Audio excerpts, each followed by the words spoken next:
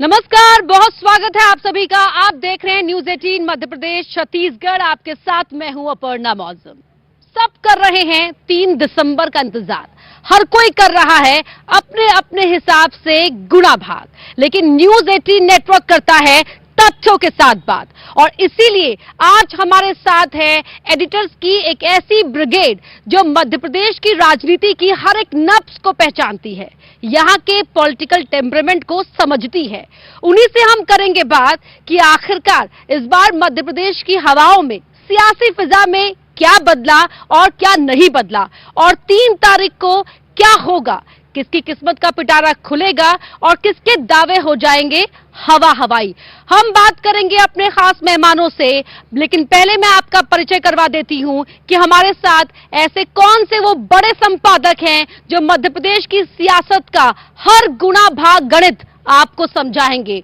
हमारे साथ हैं, यहां से शुरुआत कर रहे हैं, मृगेंद्र सिंह जी हैं, एडिटर इन चीफ है राज एक्सप्रेस के। सर, बहुत बहुत स्वागत है आपका।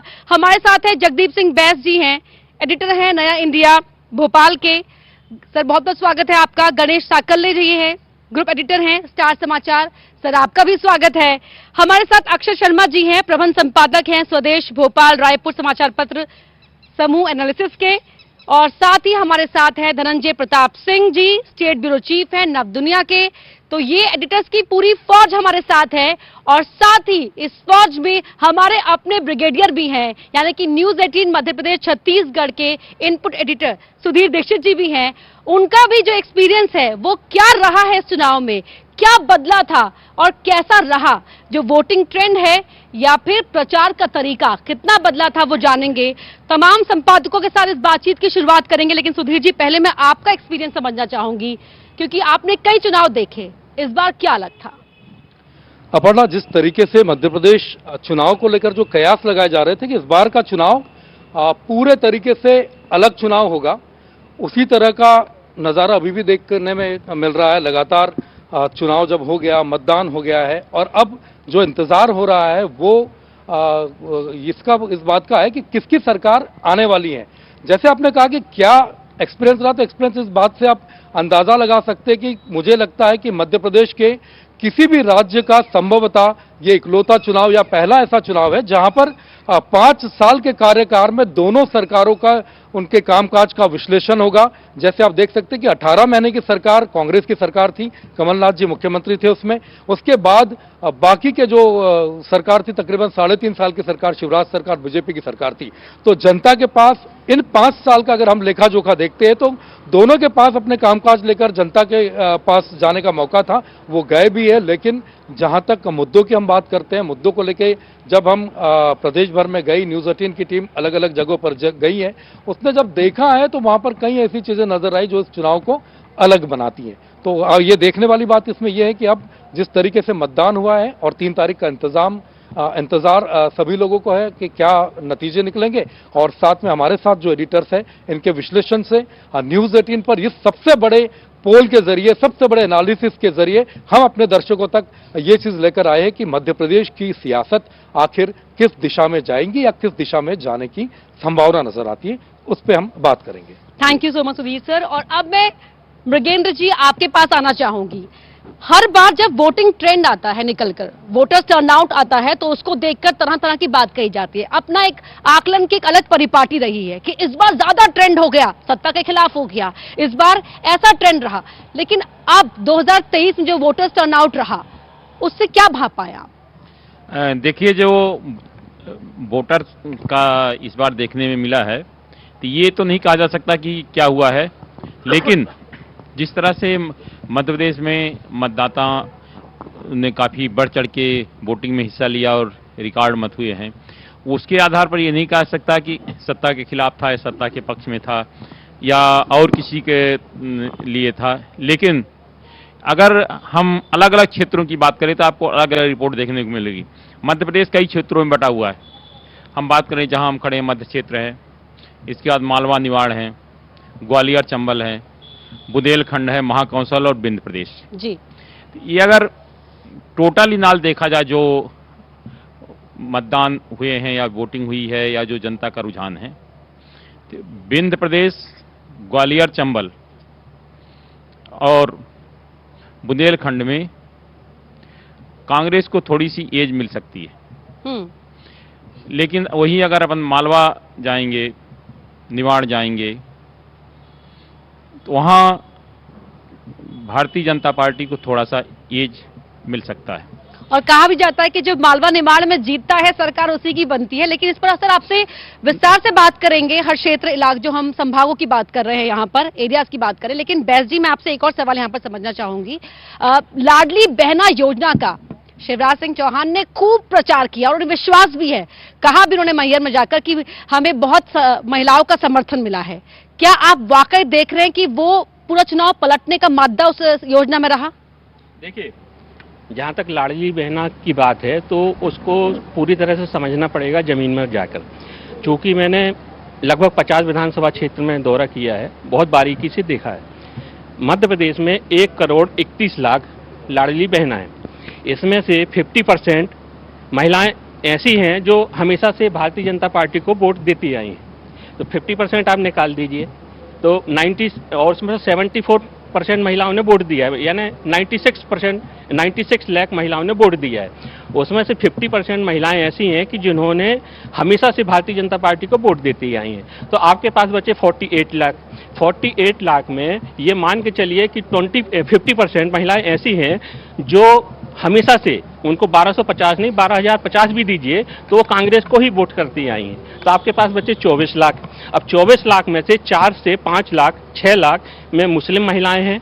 ऐसी महिलाएं हैं जो हमेशा हाथी पर ही सवार रहती हैं, बहुजन को ही उनकी वोट जाती है। कुछ ऐसी महिलाएं हैं जो गौड़माना को वोट जाती हैं। तो कुल मिला के जो लाडली बहना का आंकड़ा बचता है वो बचता है 18 लाख।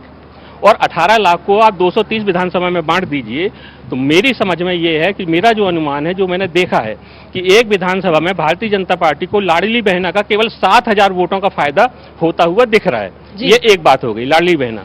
इसके बाद जब हम जाएंगे इस चुनाव में, देखा हमने कि भारतीय जनता पार्टी के पास केवल एक मुद्दा था लाडली बहना, जबकि जो युवा वर्ग है वो इस बार चुनाव में भारतीय जनता पार्टी के साथ नहीं था। कर्मचारी वर्ग भारतीय जनता पार्टी के साथ बिल्कुल नहीं था। किसानों को कर्ज माफी दिख रही थी, उनको बिजली का बिल माफी दिख रहा था। इसकी पुष्टि भी की हमने।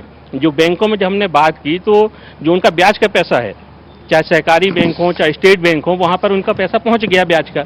किसानों के पास, उनके पास फोन भी गए कि आप ब्याज का पैसा आ गया, मूलधन जमा कर दीजिए तो आपको एनओसी मिल जाएगी। तो किसान इसलिए नहीं गए, किसानों का ये कहना था कि हमारा तो कांग्रेस सरकार आ रही है, हमारा तो कर्ज माफ हो जाएगा। जी, ये बहुत अच्छी आपने बात कही। क्या लाडली बहना योजना का सर किसान कर्ज माफी से तोड़ ढूंढ पाई कांग्रेस ही, या इसी उम्मीद में रहे कि एंटी इनकम्बेंसी क्या पता हमारे फेवर में चली जाएगी? देखिए, सबसे महत्वपूर्ण बात इसमें यह है कि मध्य प्रदेश जो है ना, इसको पहले अगर हम इसका एनालिसिस करें तो मध्य प्रदेश समझना पड़ेगा कि मध्य प्रदेश जो बना है वो 4-5 हिस्सों से मिलकर बना हुआ है। और इसमें जो आपने लाडली बहना का जिक्र किया, लाडली बहना एक तरह से चीफ मिनिस्टर या मुख्यमंत्री शिवराज सिंह चौहान का मास्टर स्ट्रोक है ये। अब ये मास्टर स्ट्रोक जो है ये बाउंड्री पे कैच होता है या सिक्सर लगता है, ये आपको 3 तारीख को मालूम पड़ेगा।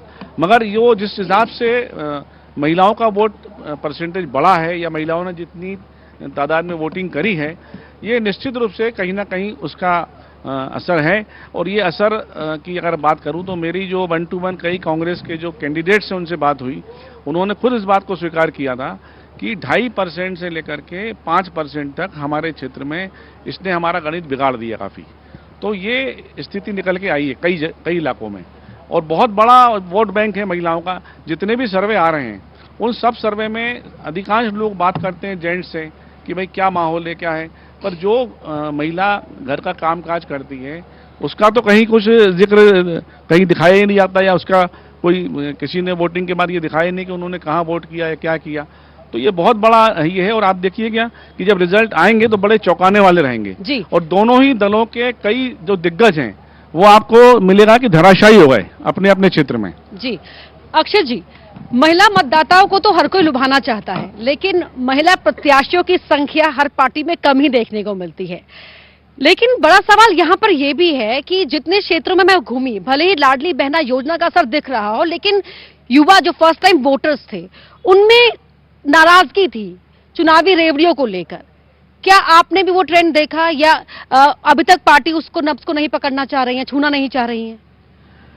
निश्चित रूप से ये मुद्दा भी दोनों ही पार्टियों के प्रमुख चिंतकों के नज़र में होगा ही कि नव युवा वोटर जो हैं वो इस बार जो वोट करने जा रहे हैं, उन्होंने अपने जीवन का पहला चुनाव ये देखा है और उस पूरे जीवन काल में उन्होंने भाजपा की ही सरकार देखी है।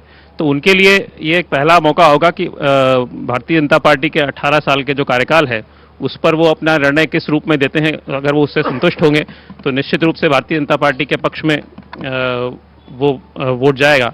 लेकिन अभी जो आपने अन्य संपादकों के साथ में बातचीत करी महिला वोटर और लाडली बहना योजना के संबंध में, तो इस बार जो वोटिंग हम सभी लोग जानते हैं कि अभी तक के मध्य प्रदेश के इतिहास में सबसे अधिक वोटिंग हुई है, लगभग 77.15% वोट इस बार हुआ है, जो कि अभी तक के इतिहास में सबसे ज़्यादा है।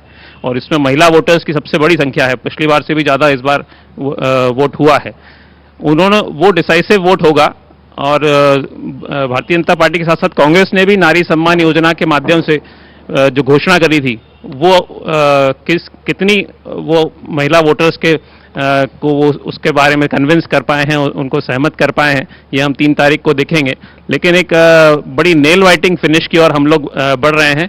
हम किसी को भी इस समय कोई आंकड़ा देने की स्थिति में कोई भी नहीं होगा, लेकिन एक बहुत रोचक चुनाव परिणाम की ओर हम लोग बढ़ रहे हैं। जी धनंजय जी, क्योंकि आपने बहुत सारे चुनाव कवर देखे हैं और उन्हें बहुत नजदीकी से मध्य प्रदेश की सियासत को आप समझते भी हैं।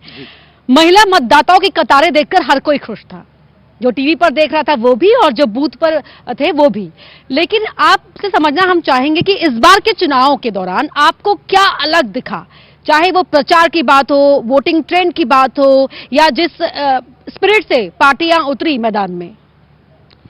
देखिए अपर्णा, अगर हम चुनाव प्रचार से बात शुरू करें तो देखो, चुनाव प्रचार भी एक आक्रामक तरीके से शुरू हुआ था और खासतौर से भाजपा के चुनाव प्रचार को आप देखें कि कितना आक्रामक रहा कि प्रधानमंत्री नरेंद्र मोदी ने यहाँ आकर के 14 रैलियां की, रोड शो किए, तमाम कई राज्यों के 5-6 राज्यों के मुख्यमंत्री यहाँ आए, केंद्रीय मंत्रियों की जो लाइन लग गई, जिस तरीके से उन्होंने पूरे मध्य प्रदेश को मथा था और केंद्र और राज्य सरकार की योजनाओं को नीचे तक के पहुंचाया था, तो मुझे लगता है कि प्रचार में तो भाजपा बहुत आगे रही थी अपर्णा। दूसरी बात आपने कही महिलाओं के ट्रेंड को लेकर के, तो मैं आपको बताना चाहूंगा कि देखिए अपर्णा, इस बार मध्य प्रदेश का विधानसभा चुनाव ऐसा है जिसमें पहली बार महिलाओं ने 2% वोट ज्यादा डाले हैं।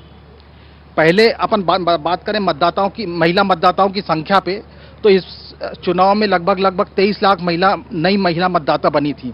इसका मतलब यह है कि काफी तादाद में महिलाओं का वोट परसेंटेज बढ़ा है और कहीं ना कहीं इसको हमें उन महिला केंद्रित योजनाओं से जोड़ करके देखना होगा जो केंद्र और राज्य सरकार द्वारा चलाई जा रही हैं।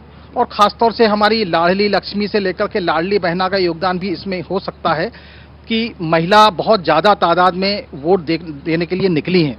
और मुझे लगता है कि अभी इनका वोटिंग पैटर्न को अगर हम देखें तो कहीं ना कहीं जो लाभार्थी वर्ग है वो लाभ देने वाली सरकार के साथ में ही मुझे जाता हुआ दिखाई दे रहा है। दूसरा बड़ा फैक्टर किसानों का है अपर्णा मध्य प्रदेश में, कि ये किसानों का बड़ा वर्ग भी किसके साथ जाएगा, सरकार जिसके साथ जाएगा सरकार मुझे उसी की बनती हुई दिखाई देगी। एक किसानों के साथ में हम देखेंगे कि जब मध्य प्रदेश में 17 नवंबर को वोटिंग होने वाली थी तो 15 नवंबर 14 नवंबर के आसपास में केंद्र सरकार की जो किसान सम्मान निधि डाली जाती है 2-2 हज़ार रुपए की किस्तें, वो किस्त भी पूरे देश भर में डाली गई थी, तो उसका भी पैसा मध्य प्रदेश के किसानों को आया था। और जिन क्षेत्रों में मैं गया था वहाँ के किसान वो किसान सम्मान निधि पाकर के बहुत प्रसन्न थे और उनकी प्रसन्नता जो है उनके वोटिंग ट्रेंड का संकेत कर रही थी। तीसरा इशू है पढ़ना, मध्य प्रदेश में एक आदिवासी वोट बैंक बड़ा फैक्टर है जी, और इस बार आदिवासी वोट बैंक में मुझे काफी तब्दीली नजर आ रही है। सर उसको उस पर भी आपसे बिल्कुल विस्तार से हम बात करेंगे, क्योंकि आदिवासी सीट्स पर भी किस तरह से वोटिंग ट्रेंड रहा उस पर भी विस्तार से बात करना तो बनता ही यहाँ पर, क्योंकि बहुत ही इंटरेस्टिंग चुनाव ये रहा है मध्य प्रदेश का। और आप देखिए स्क्रीन पर टॉप बैंड भी देख रहे होंगे ना कि विंध्य में किसकी होगी जीत, महाकौशल में किसका दिखेगा कौशल। ये बहुत जानना जरूरी हो जाता है, क्योंकि 2018 में बीजेपी का वोटिंग परसेंटेज ज्यादा था लेकिन सीटें कम थी। 2023 में कौन से क्षेत्र से बीजेपी को मजबूती मिल सकती है, या कौन सा ऐसा गढ़ है जहां वो कमजोर हो सकती है, या फिर क्या ग्वालियर चंबल में सिंधिया के साथ के बिना कांग्रेस अपने हाथ को मजबूत कर पाएगी? इस पर भी हम विस्तार से बात करेंगे। मध्य प्रदेश के उन 6 हिस्सों के बारे में जहां पर ये माना जाता है कि कहां कौन ज्यादा आगे निकल रहा है, कौन पीछे निकल रहा है। चाहे हम सागर की बात करें, बुंदेलखंड की बात करें, या फिर ग्वालियर चंबल की, विंध्य की, महाकौशल की, या मालवा निमाड़ की, जहां पर 66 सीटें और कहा यह जाता है कि सबसे ज्यादा जो मालवा निमाड़ के लोगों का दिल जीत पाता है उसी की सरकार बनाता है। यहां समझना होगा मृगेंद्र जी, अगर हम विंध्य की बात करते हैं, अगर मैं गलत नहीं हूं तो बीजेपी का गढ़ रहा है विंध्य।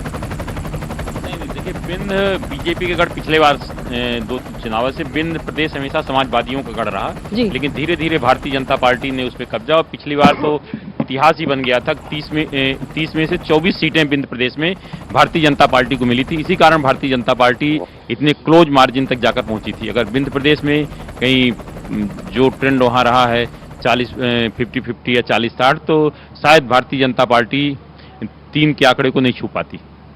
तो इसलिए विंध्य प्रदेश में, लेकिन विंध्य प्रदेश की जो सबसे ज्यादा स्थिति है, विंध्य प्रदेश हमेशा चाहे कितनी भी योजनाएं कुछ हो, लेकिन वहां जातिवादी गणित सबसे ज्यादा हावी रहता है। किसकी जात कितनी है, किधर वोट गए, इस पर सबसे ज्यादा निर्भर कर। हम सुन रहे थे लाडली बहनों को लेकर या किसानों को लेकर, सब अलग अलग चीजें हैं, लेकिन विंध्य प्रदेश में जातिवाद इतना हावी है, अगर उस जाति का उनका कैंडिडेट खड़ा है, उम्मीदवार खड़ा है, क्योंकि यूपी से इसका बॉर्डर लगता है, इसलिए असर है वहां की राजनीति का। हाँ, तो वहां का असर है, तो उसमें आप देखिएगा कि उस जात के, भले उसको लाडली बहना का लाभ मिल रहा हो या किसान का लाभ मिल रहा हो, वो उसी के साथ जाएगा जो उसके जात का उम्मीदवार है, चाहे वो जिस पार्टी से हो। तो वहां के बारे में ये कहना कि किसान ऋण माफी या लाडली बहना योजना का लाभ, तो उसका उतना वहां असर नहीं होगा जितना अन्य जगह हो सकता है। ऐसी कोई सीट आप देख रहे हैं जहां पर मुसीबत हो सकती है, या ये जात फैक्टर कई टफ फाइट बना सकता है? नहीं, आप हर सीट पे उठा के देख लीजिए। आप रीवा जिले की चाहे रीवा सीट देख लीजिए, राजेंद्र शुक्ला, दोनों ब्राह्मण आमने सामने हैं। यहाँ अदर जात जो होंगी, विशेषकर ओबीसी, अल्पसंख्यक वर्ग या और समाज अधिक निर्णय करेंगे कहाँ किसका होता है। और आप एक त्योंथर सीट जो कि सबसे चर्चित सीट है, वहाँ जहाँ स्वर्गीय श्रीनिवास तिवारी विधानसभा अध्यक्ष के बेटे चुनाव लड़ रहे हैं, कांग्रेस छोड़ के भारतीय जनता पार्टी में 2 दिन पहले शामिल हुए और भारतीय जनता पार्टी ने टिकट दिया चुनाव। वहाँ से लगता है मुझे जितना जाति समीकरण वहाँ हावी है, शायद ही कहीं आपको देखने को मिले। लेकिन होता क्या है, जब एक जाति कहीं एक होता है तो दूसरी जातियाँ वो भी एक हो जाती हैं। इस बार मध्य प्रदेश में ओबीसी जनगणना की बात करें, ओबीसी मतदाता काफी कुछ एक हुआ है, और वो अलग अलग विधानसभा क्षेत्रों में अपने उम्मीदवार के हिसाब से गया है। तो ये ओबीसी के बारे में ये नहीं कह सकते कि जहां भी क्या है एक तरफ गया है, वो उसने अपना उम्मीदवार देखा है कि हमारा कौन उम्मीदवार है, उसकी तरफ गया है। इस कारण ये जो जाति समीकरण वहाँ कितने किस पर भारी हो पाते हैं, इसी पर वहाँ का चुनाव परिणाम निर्भर करेगा। जी जगदीप सर, जब सीधी से रीति पाठक को उतारा गया तो क्या हुआ वहां पर, वो हम सब ने देखा, और सांसदों की फौज बीजेपी ने उतार दी, तो उसको लेकर सबके अपने अपने आकलन थे। लेकिन आपको क्या लगता है कि ये स्ट्रैटेजी के तहत किया गया और ये स्ट्रैटेजी बेनिफिशियल रहेगी पार्टी के लिए, और या पुराने चेहरों को रिपीट करना ये पार्टी के लिए बेनिफिशियल रहेगा? देखिए, सबसे पहली बात, भारतीय जनता पार्टी के जो हाईकमान है उन्होंने ये मान लिया कि मध्य प्रदेश में भारतीय जनता पार्टी बहुत ज़्यादा कमज़ोर है, यहाँ की लीडरशिप पर उनको बिल्कुल भरोसा नहीं था। इसीलिए उन्होंने पूरे मध्य प्रदेश को अपने हाथों में ले लिया, पूरी चुनाव की रणनीति को अपने हाथों में ले लिया, और उनको लगा कि हालात बहुत ज़्यादा खराब है। इसीलिए जो मजबूत उनके नेता थे, जो केंद्रीय मंत्री थे, जिनका मध्य प्रदेश में पूरा प्रभाव है, बल्कि देश में प्रभाव है, उनको मध्य प्रदेश में अलग अलग जगह से उतार दिया गया। उतारा भी कैसे? जैसे नरेंद्र सिंह तोमर, उन्हें कहाँ से उतारा गया कि जो ठाकुर बाहुल्य सीट है वहाँ से उनको उतारा गया, ताकि वहाँ के जितने ठाकुर वोटर हैं उनको प्रभावित कर सकें। प्रहलाद पटेल जी को नरसिंहपुर से उतारा गया। क्यों उतारा गया? क्योंकि महाकौशल और बुंदेलखंड में लोधी मतदाता जो हैं वो निर्णायक भूमिका में रहते हैं। तो पार्टी को ये लगा होगा कि निश्चित तौर पे वहाँ पे महाकौशल और बुंदेलखंड में फायदा मिलेगा। आप देखिएगा कैलाश जी को वहाँ उतारा इंदौर में, ताकि एक व्यापारी वर्ग है उनका जुड़ा हुआ है, व्यस्त समाज से वो है, उनका अच्छा प्रभाव है, व्यापारियों में अच्छा प्रभाव है, तो उसका फायदा पार्टी को मिला। लेकिन हुआ क्या? हुआ ये कि ये नेता अपनी ही सीटों में फंस गए। जो पार्टी ने सोचा था कि हम इनको करके आसपास की सीटों को प्रभावित करेंगे, वो हो नहीं पाया, बल्कि ये नेता उल्टा फंस गए हैं। मुझे लगता है कि यदि हाईकमान मध्य प्रदेश की जो लीडरशिप थी उन्हीं को मौका देती तो भारतीय जनता पार्टी के साथ बहुत बड़ा फायदा हो सकता था। जहां तक लाडली लक्ष्मी योजना, लाडली बहना की बात कर रहे हैं, यदि मध्य प्रदेश में शिवराज सिंह चौहान एक फेस होते सीएम का, तो निश्चित तौर पर जो आज दावा किया जा रहा है कि लाडली बहना का फायदा मिलेगा, वो निश्चित तौर पर मिलता है। लेकिन आज जो हालात है लाडली बहना का, आप मध्य प्रदेश में देखेगा, एक विधानसभा में मुश्किल से 6,000 और 7,000 मैक्सिमम बता रहा हूं मैं, इससे ज्यादा लाडली बहना का फायदा भारतीय जनता पार्टी के प्रत्याशियों को नहीं मिलेगा। क्यों नहीं मिलेगा? क्योंकि शिवराज सिंह चौहान का फेस नहीं था, वहां पर फेस था प्रत्याशियों का, और उन प्रत्याशियों का जिनसे जनता चिड़ी हुई बैठी थी। जनता यह चाहती थी कि इन प्रत्याशियों को बदला जाए। यदि भारतीय जनता पार्टी नए प्रत्याशी देती तो निश्चित तौर पर उनको वहां फायदा मिलता। अभी जब रिजल्ट आएंगे तो आप देखिएगा, जो ग्राउंड रिपोर्टिंग है, जो वहां का माहौल था, जो खामोशी का माहौल था, जो बदलाव का माहौल था, वो निश्चित तौर पर यह है कि जब आप देखेंगे रिजल्ट आएगा तो बड़े से बड़े भारतीय जनता पार्टी के जो कद्दावर मंत्री कहलाए जाते हैं, बदलाव की आंधी में आप देखिएगा सूखे पत्ते की तरह उड़ते हुए नजर आएंगे। मतलब बड़े चेहरे भी अपनी सीट नहीं बचा पाएंगे, ये कहना है सर का। साकल्य सर, एक और चीज समझना चाहूंगी, आपको इस पूरे चुनाव में क्या लग रहा है कि कौन सा एरिया ऐसा रहेगा जो एक सरप्राइजिंग फैक्टर निकल कर आएगा? देखिए अपर्णा, कि इस बार जो सबसे इम्पोर्टेंट चीज देखने की है वो है ग्वालियर चंबल में। ग्वालियर चंबल में देखने की सबसे ज्यादा जरूरत इसलिए है कि वहां से ज्योतिरादित्य सिंधिया जो है वो कांग्रेस के पिछली बार स्टार कैंपेनर थे, और इसी वजह से आपने देखा होगा कि पिछली बार बीजेपी को वहां से बढ़त उतनी नहीं मिल पाई जितनी मिलती रही। और इस बार जब सिंधिया नहीं है कांग्रेस के साथ, और तब ये माना जा रहा है, ये बड़ी एक हवा चल रही है कि साहब ग्वालियर चंबल में बड़ा भारी चेंजेस होने वाला है, बड़ा परिवर्तन होने वाला है। तो ये परिवर्तन कितना होता है, कितना असर करता है? अब पिछली बार 7 सीटें ग्वालियर चंबल में जो है बीजेपी जीत पाई थी, और सिंधिया के असर के कारण ये माना जाता है कि ज़्यादातर सीटें कांग्रेस ने जीती थी। लेकिन सबसे इम्पोर्टेंट देखने वाला एरिया रहेगा ग्वालियर चंबल का। और दूसरा जो आपको मैं बताऊं सरप्राइज इस बार जो मिलने वाला है, वो मिलने वाला है मालवा से, मालवा निमाड़ से। और जो अभी आपने बहुत अच्छी बात कही कि जो मालवा निमाड़ में जो अपना मतलब जलवा बिखेरता है, या मालवा निमाड़ में जो जीतकर ज़्यादा से ज़्यादा संख्या में आता है, उसी की सरकार बनती है। तो मालवा निमाड़ में इस बार थोड़ा चेंजेस है पिछली बार से। और उसका एक जो अभी एक आपने बड़ी अच्छी बात कही कि जो कद्दावर नेताओं वाली, तो मैं ये बता दूं आपको कि कद्दावर नेताओं को भी बीजेपी ने बड़ी स्ट्रेटेजी के तहत उतारा है। स्ट्रेटेजी ये है कि ये नेता लोग जो है वो अपने अपने चुनाव लड़ें, कहीं सैबोटेज ना कर पाए, और सैबोटेज जब नहीं करेंगे, और पार्टी हाईकमान ने एक तरह से मध्य प्रदेश के पूरे इलेक्शन कैंपेन को हाईजेक कर लिया था। और पूरा जो आप देख रहे होंगे कि केंद्रीय गृह मंत्री अमित शाह खुद यहाँ की कमान संभाले हुए थे, भूपेंद्र यादव को यहाँ का बनाए इंचार्ज, अश्विनी वैष्णव यहाँ पे आए। तो उनकी जो रणनीति है, मध्य प्रदेश विधानसभा चुनाव तो है ही है, इसके साथ वो देख रहे हैं अगला 2024 का लोकसभा चुनाव भी, तो इसको जोड़कर इसको देखना होगा। जी अक्षय जी, क्या एंटी इनकम्बेंसी एक ऐसा फैक्टर था जिसकी वजह से बीजेपी जो टॉप लीडरशिप है वो आखिर के दिनों में इतना एग्रेसिवली होके फ्रंट लीड कर लेती नजर आई है, और तभी कहा जा रहा है कि बीजेपी ने आखिरी के दिनों में गेम चेंज किया है? निश्चित रूप से आखिरी के 2 महीनों में हवा बदली हम सबने महसूस किया है, लेकिन 18 साल की एंटी इनकम्बेंसी उतना अपना प्रभाव नहीं दिखा रही है जैसा कि सभी लोग अपेक्षित कर रहे थे, जितना कि कांग्रेस ने भी एंटिसिपेट किया था। तो उस हिसाब से भारतीय जनता पार्टी यहाँ पर लगभग काफ़ी इम्प्रूव करती हुई दिख रही है। और आपने जैसा भी पूछा कि कौन से क्षेत्र में सरप्राइज फैक्टर रहेगा, तो मैं गणेश साकल्य जी की बात से सहमत हूँ कि इस बार मालवा निमाड़ जो है, जो पिछली बार 66 सीटें हैं जहाँ से पिछली बार कांग्रेस को बढ़त मिली थी, वो निश्चित रूप से इस बार सरप्राइज फैक्टर रहेगा।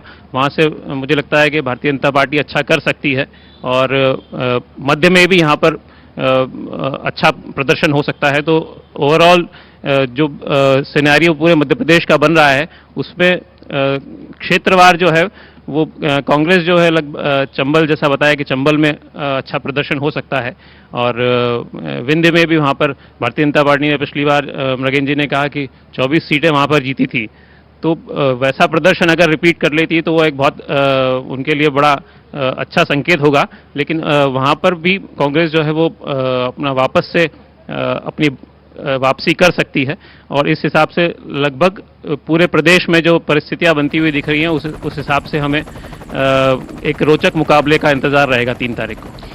बिल्कुल, तो इंतजार तो है ही और रोचक मुकाबला हुआ भी है, इसलिए लगातार हम राय जानने की कोशिश भी कर रहे हैं। मृगेंद्र सर, आपका एक्सपीरियंस क्या कह रहा है कि ऐसा कौन सा एरिया है जिन एरियाज में कांग्रेस सरप्राइजिंगली अच्छा करने जा रही है, और कौन से ऐसे क्षेत्र हैं जहां पर उसे चुनौतियों का सामना करना पड़ रहा है? अपर्णा, मुझे ऐसा लगता है कि कांग्रेस जो है इस बार बुंदेलखंड में कांग्रेस का प्रदर्शन अच्छा रहने की उम्मीद है। दूसरा, विंध्य क्षेत्र जो है, विंध्य क्षेत्र में 30 विधानसभा क्षेत्र हैं। पिछले बार कांग्रेस के पास मात्र 6 सीटें आई थी, तो निश्चित तौर पे विंध्य में भी कांग्रेस का प्रदर्शन कुछ सुधरेगा।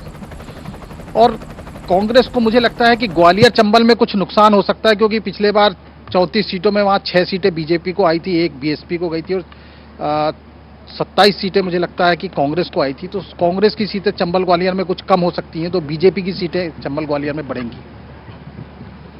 जी जगदीप सर, एक और सवाल यहां पर ये बनता है कि अगर हम महाकौशल की बात करें, महाकौशल का गणित क्या रहता है, पहले तो वो समझा दीजिए दर्शकों के लिए, और दूसरा ये कि इस बार क्या वहां होने वाला है। देखिए, महाकौशल में आप देखेंगे जबलपुर, सिवनी, छिंदवाड़ा, नरसिंहपुर, बालाघाट, ये सब जिले, मंडला, डिंडोरी, इन जिलों में 38 सीटों में 24 सीट पिछली बार कांग्रेस के पास थी। इस बार का चूंकि माहौल है, कमलनाथ जी खुद छिंदवाड़ा से चुनाव लड़ रहे हैं, छिंदवाड़ा भी महाकौशल का हिस्सा है, निश्चित तौर पर उनका प्रभाव पूरे महाकौशल में है। और आप देखेगा कि इस बार, पिछली बार 24 सीटें थी कांग्रेस की, इस बार 24 प्लस होगी। उसकी वजह यह है कि जैसे जबलपुर की 8 सीटें हैं, 8 सीटों में केवल भारतीय जनता पार्टी की एकमात्र सीट है, वो कैंट जो विधानसभा के अध्यक्ष हुआ करते थे ईश्वर दास रोहाणी जी, उनके पुत्र वहां से विधायक हैं, तो उस सीट पर कोई चर्चा करने के लिए तैयार नहीं है। तो इसलिए तैयार नहीं है क्योंकि सभी को मालूम है कि वो भारतीय जनता पार्टी की पक्की सीट है। इसके अलावा कोई ऐसी सीट नहीं है जिसको आप बोल सकते हैं कि क्लियर है, जबकि कांग्रेस की स्थिति महाकौशल में बहुत अच्छी है। मंडला की बात कर लें, डिंडोरी की बात कर लें, जबलपुर की, सिवनी की, छिंदवाड़ा की, नरसिंहपुर की, इन सभी जिलों में कांग्रेस महाकौशल में बहुत मजबूत स्थिति में है। और महाकौशल के साथ जो हमारे साथी धनंजय जी ने कहा, बुंदेलखंड में भी कांग्रेस बहुत अच्छी स्थिति में है। इसके साथ विंध्य में कांग्रेस की पोजीशन बहुत अच्छी रहेगी। क्यों? इसकी वजह भी है क्योंकि पिछली बार कांग्रेस ने विंध्य में जो गलती की थी, इस बार भारतीय जनता पार्टी ने वो गलती की है। मूल वजह यह होती है कि जो व्यक्ति, जो नेता पार्टी का पूरे 5 साल मेहनत करता है चुनाव लड़ने के लिए, अगर उसकी टिकट काट दी जाती है तो निश्चित तौर पर वह व्यक्ति चुनाव हराने के लिए सक्षम होता है। केदार शुक्ला का जिक्र कर रहे हैं, केदार शुक्ला भी है, बहुत सारे एग्जाम्पल सभी सीटों में इस तरह का वहां पर हुआ है। इसीलिए विंध्य इस बार भारतीय जनता पार्टी का बिल्कुल अच्छा नहीं रहेगा, महाकौशल बिल्कुल अच्छा नहीं रहेगा। बुंदेलखंड जो थोड़ी बहुत अच्छा भी था, तो वहां जो एक राजनगर की घटना हुई उसने पूरे चुनाव को तहस नहस कर दिया। तो इस तरीके से आप देखिएगा, महाकौशल, विंध्य और बुंदेलखंड में कांग्रेस को बहुत जबरदस्त तरीके से लीड मिलने वाली है। इसके अलावा हमारे साथी ने जो कहा कि मालवा में कांग्रेस को नुकसान होगा, तो वो नुकसान की एक केवल इंदौर डिवीजन में आप देखिएगा। इसके अलावा यदि आप धार जाएंगे तो वहां भी कांग्रेस मुनाफे फायदे में है। निश्चित तौर पर यह वाला चुनाव बहुत ज्यादा रोचक है। लेकिन जहां जहां मैं घूमा हूं उन क्षेत्रों में लोग जरूर कहें कि ये टक्कर का चुनाव है, लेकिन आप देखिएगा वो चुनाव एक तरफा होगा। वहां पर जो मार्जिन होगा जीत का बहुत ज्यादा होगा। उसकी वजह है भारतीय जनता पार्टी के पास केवल एक मुद्दा था, लाडली बहना, और उसके अलावा वहां जो क्षेत्रीय चुनाव होता है केवल प्रत्याशियों का होता है। जो नया प्रत्याशी है और जो पुराना प्रत्याशी है, निश्चित तौर पर उसकी एंटी इनकम्बेंसी होती है, और वो इस चुनाव में देखने को मिली है। जी जी मृगेंद्र सर, मध्य में अगर बात करें, मध्य प्रदेश के मध्य की, जी बीजेपी का गढ़ है ये? बिल्कुल है। इस बार क्या ऐसा ही रहेगा, बचा पाएगी बीजेपी? नहीं, देखिए, मध्य गढ़ है भारतीय जनता पार्टी का, लेकिन अगर टोटल देखा जाए तो पिछले बार के मुकाबले इस बार भारतीय जनता पार्टी की सीटें कम होंगी। ऐसा क्यों? क्योंकि कई जिले, जैसे होशंगाबाद की बात करें या सीहोर की बात करें या विदिशा की बात करें, हरदा की बात करें, तो उसमें इसमें ऐसी सीटें थी जिसमें कांग्रेस को एक भी सीट नहीं मिली थी। बैतूल जिला जरूर था जिसमें भारतीय जनता पार्टी को एक सीट मिली थी, बाकी सीटें कांग्रेस को मिली थी। लेकिन ये जो जिन जिलों में एक भी सीट नहीं मिली थी, उन जिलों में इस बार कांग्रेस का खाता खुल सकता है। जी साकले सर, जब एक ही सीट पर दो प्रमुख दल जी एक ही जात के कद्दावर उम्मीदवारों को उतार दे जी। तो फायदा क्या तीसरे का हो जाता है? देखिए क्या है, मैं आपकी संकेत समझ रहा हूं मैं, लेकिन आपको मैं बता दूं कि जो जाति समीकरण का जो मामला अभी मृगेन जी ने बताया, वो यूपी से लगे बॉर्डर के एरियाज में ही काम करता है। बाकी जैसे मध्य की अगर आपने बात की है तो मध्य में ये उतना कारगर नहीं होगा। अब जैसे आपको मैं एक एग्जांपल देता हूं बुरहानपुर का, कि बुरहानपुर में इस बार कुछ अलग हो सकता है। वहाँ पे अलग इसलिए हो सकता है कि वहाँ जो पूर्व प्रदेश अध्यक्ष थे नंद कुमार सिंह चौहान, उनके पुत्र को बीजेपी ने टिकट नहीं दिया। वहाँ से अर्चना टिटनीस बीजेपी की कैंडिडेट हैं। पिछली बार निर्दलीय जीते शेरा जो है वो कांग्रेस के कैंडिडेट हैं। तो वहाँ पे जो ओबीसी की पार्टी है उसने वहाँ पे एक मुस्लिम कैंडिडेट दिया है। और बुरहानपुर में ऐसा पहले हो चुका है कि कांग्रेस और बीजेपी दोनों ही दलों के नेताओं को नकार करके जनता ने वहाँ मुस्लिम कैंडिडेट को जिताया था। तो इस तरह की स्थिति मतलब यदा कदा इक्का दुक्का सीटों में बनेगी। बाकी कोई ऐसा जो आपने जाति समीकरण की बात की है, एक जाति के दोनों कैंडिडेट खड़े हो गए, जैसे उदाहरण के तौर पे इछावर की बात आप कर रही हैं, मेरे ख्याल से दोनों खाती कैंडिडेट हैं। तो वहाँ पे क्या है कि जो अभी करण सिंह वर्मा जो वहाँ के हैं, करण सिंह वर्मा और उनके जो सामने खड़े हुए हैं शैलेंद्र, तो वो भी एक ही समाज के दोनों। मगर करण सिंह वर्मा वहाँ बहुत पुराने नेता हैं और उनका जो पूरा जो कैरियर है, राजनीतिक कैरियर, बहुत पाक साफ रहा है उनका। और मेरे ख्याल है वो इकलौते मंत्री थे पूरे शिवराज कैबिनेट में पिछली बार कि जो अपने साथ अपना टिफिन लेके जाते थे, पार्टी की मीटिंग हो या जिलों की बैठक हो।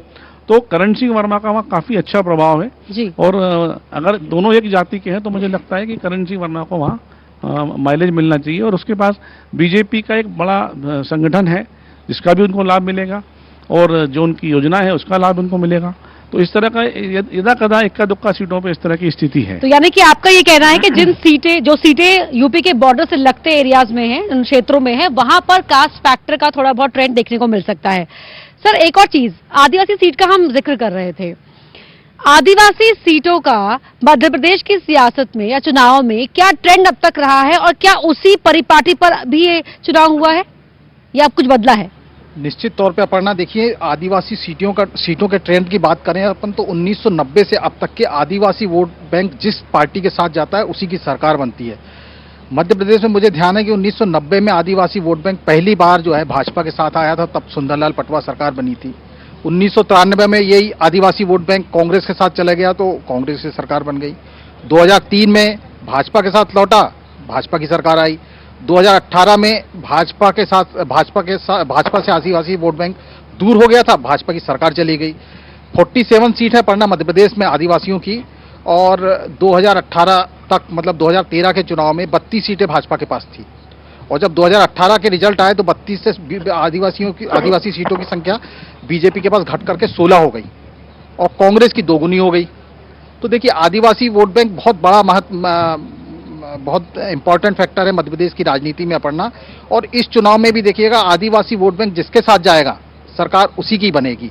पिछले बार जो है मालवांचल का आदिवासी पूरा कांग्रेस के साथ गया था, इस बार थोड़ा वहां तब्दीली दिखाई दे रही है। कुछ आदिवासी सीटों को भाजपा ने रिकवर किया है, लेकिन आदिवासी सीटों के मामले में महाकौशल में देखें तो कांग्रेस को वहां महाकौशल में नुकसान हो रहा है। वहां बीजेपी पिछले चुनाव में आदिवासी सीटों पर मतलब अपन कहें कि 0 पर पहुंच गई थी, तो वहां बीजेपी ने कुछ आदिवासी सीटों को रिकवर किया है। जी अक्षय जी ये जो धनंजय जी बात कर रहे हैं ट्राइबल एरियाज की या ट्राइबल सीट्स की, इसमें बड़ा एक मैं धनंजय जी को अपडेट कर देता हूं कि गोंडवाना गणतंत्र पार्टी जो है वो भले ही चुनाव न जीत पाए, इक्का दुक्का उन्होंने सीटें जीती भी है पूर्व में, लेकिन आप देखिए कि गोंडवाना गणतंत्र पार्टी ने महाकौशल में काफी डैमेज किया है कांग्रेस को। और उसी प्रकार आप देखेंगे कि जयेश उम्मीदवार उतारते, जयेश के उम्मीदवार मालवा में, तो वो कांग्रेस को ही डैमेज करते हैं, तो उसका जो फायदा है वो बीजेपी को मिलता है। जी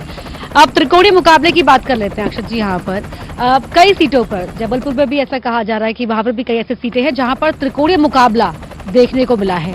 क्या आप देख पा रहे हैं या फिर नहीं, सीधा मुकाबला बीजेपी और कांग्रेस के बीच में है? क्या कोई थर्ड फैक्टर कहीं भी हावी होगा? लगभग 15 ऐसी सीटें हैं इस चुनाव में जहां पर कि त्रिकोणीय मुकाबला हो रहा है, और उसमें हमारे नर्मदापुरम की भी एक सीट है जहां पर कि पूर्व विधानसभा अध्यक्ष सीताशरण शर्मा जी और उनके भाई गिरिजा शंकर शर्मा जी आमने सामने हैं, और वहां पर निर्दलीय चुनाव लड़ रहे हैं भगवती चौरे। तो इन्होंने वहां का मुकाबला को रोचक बना दिया है। और वैसे ही सतना से भी रत्नाकर चतुर्वेदी बसपा से चुनाव मैदान में है, और यहाँ पर गणेश सिंह जी और कांग्रेस से सिद्धार्थ कुशवाहा वो मैदान में है। तो ऐसी लगभग 15 सीटें हैं जहाँ पर कि धार की भी ऐसी सीट है, सुमावली की भी सीट है, भिंड में राकेश चतुर्वेदी जी और बीजेपी से नरेंद्र कुशवाहा हैं, वहाँ पर भी संजीव कुशवाहा ने मामले को त्रिकोणीय बना दिया है। तो ये सब जो सीटें हैं इन्होंने उन सब ये 15 सीटें बड़ी डिसाइसिव हैं, इनका परिणाम अंतिम समय में बहुत मायने रखेगा। तो ये सब इस पर सबकी नज़र रहेगी, और कई ऐसे भी इस बार कैंडिडेट रहे जो कि जिन्होंने पिछली बार अपना प्रदर्शन बहुत अच्छा किया था और वो जीत कर भी आए थे, या फिर वो जीत और हार के बीच के अंतर के कारण बने थे। इस बार संबंधित पार्टी ने उनको, भाजपा को अगर उससे नुकसान पहुंचा तो भाजपा ने उनको टिकट दिया। यदि कहीं पर अगर कांग्रेस ने उनको अगर विनिंग कैंडिडेट माना तो कांग्रेस ने उसको टिकट दे दिया।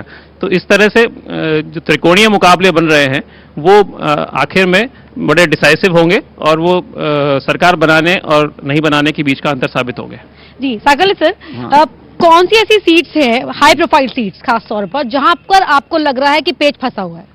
देखिए, सबसे जो आपको देखेंगे हाई प्रोफाइल जो सीटें हैं वो मालवा की देखें, इंदौर, तो वहाँ पे कैलाश विजयवर्गीय और संजय शुक्ला का मुकाबला है। दिमनी में नरेंद्र सिंह तोमर है मुकाबले में। तो ये जो सीटें हाई प्रोफाइल हैं, इन पे अजय सिंह है चुरट में। तो ये हाई प्रोफाइल सीटें, लक्ष्मण सिंह वहाँ से लड़ रहे हैं अपने चाचौड़ा से। तो इस तरह की जो सीटें हैं, यहाँ पे आप देखेंगे कि बहुत ही मतलब दिलचस्प मुकाबले हैं, और आपको मतलब यानी ऐसे रिजल्ट आएंगे चौंकाने वाले कि आप उम्मीद नहीं कर सकते यहाँ से, क्योंकि यहाँ जिस तरह का ट्रेंड दिख रहा है वो उससे आप समझ लीजिए कि जो 3 तारीख को रिजल्ट आएंगे चौंकाने वाले, लेकिन किसके पक्ष में? नहीं, ये हम आपको इसलिए नहीं बोल सकते कि बीइंग ए जर्नलिस्ट हमारा ये कहना ठीक नहीं है, लेकिन हम आपको ये बता दें, अभी आपने जो तीसरी एक और बड़ी महत्वपूर्ण बात कही थी कि त्रिकोणीय मुकाबले की, तो मैं उसको और स्पष्ट कर दूं कि कांग्रेस ने इस बार एक बहुत बड़ी गलती करी है, जो पिछली बार भी गलती करी थी, कि बहुजन समाज पार्टी और समाजवादी पार्टी से उन्होंने समझौता नहीं किया, और इसी वजह से पिछली बार आपने देखा होगा कि बहुमत के करीब पहुंचने के बाद भी उनको सपोर्ट लेना पड़ा था निर्दलीय का और सपा और बसपा का, और वही गलती फिर इस बार करी है उन्होंने। तो इससे भी जो कांग्रेस को बड़ा नुकसान हो रहा है, और बीजेपी में भी इस बार बागी हैं, लेकिन बीजेपी और कांग्रेस के बागियों में बड़ा अंतर ये होता है कि बीजेपी में व्यक्ति गौण है और कांग्रेस में व्यक्ति महत्वपूर्ण है। तो बीजेपी में क्या होता है कि संगठन उस गड्ढे को भर लेता है, लेकिन कांग्रेस में इंडिविजुअली आदमी इतना पावरफुल है कि वो ज्यादा क्षति पहुंचा सकता है। तो मैं ये देख रहा हूं कि जो जहां त्रिकोणीय मुकाबले हैं वहां पे नुकसान कांग्रेस को ज्यादा होगा, बीजेपी को कम होगा। जी मृगेंद्र सर, सेंटर में अलायंस और स्टेट में एरोगेंस, ये अखिलेश यादव ने भी मंच से कहा है, और कई जगह दूसरे और नेताओं ने भी जो कांग्रेस के साथ अलायंस में है सेंटर में। क्या आपको भी लगता है कि कांग्रेस को उसकी कीमत चुकानी पड़ सकती है मध्य प्रदेश के अंदर? देखिए, निश्चित रूप से कई सीटें ऐसी हैं जिसमें सपा और बसपा कारण कांग्रेस को नुकसान होगा, तो निश्चित रूप से उसमें नुकसान होगा। और कुछ सीटें, एक आध सीट ऐसी भी हो सकती हैं जो समाजवादी पार्टी भी जीत सकती है। आप बहुत चौंकाने वाले परिणाम विंध्य प्रदेश देता रहता, हो सकता है आपको यहाँ आम आदमी पार्टी का भी खाता खुल जाए। लेकिन क्या होगा त्रिकोणीय चतुष्कोणीय मुकाबले में, जहाँ ऐसे मुकाबले हैं, कई जगह चतुष्कोणीय मुकाबला भी है, तो वहाँ जातिगत समीकरण जिसके फिट बैठ जाएंगे वही वहाँ चुनाव जीतेगा, वहाँ पार्टियां गौण हो जाती।